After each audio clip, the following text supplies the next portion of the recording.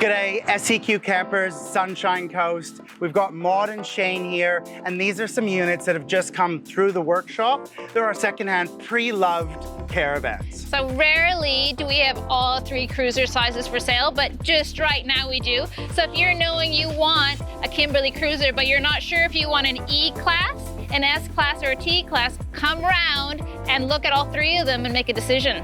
This is what we have. We put them through the workshop. So we've got new black on it. We've got new parts like hitches. We've got new fans and lots of things. We've got 3 different awnings on display here as well. We've got a 2016 S-Class. Tunnel boot at the front, and it's got this pocket rocket little box at the front, and that little guy gives you a really good turning circle. The T-Class, it's the only double axle of the 3. It also has a tunnel boot, has a lot of storage. In the back there, we've got a 2019 E-Class. The lightest of the bunch. It's a big, it competes with the Eco Suites. So if you're like, I want an Eco Suite, I want something lightweight, but actually I want a full-size cruiser, that's probably the way you're looking.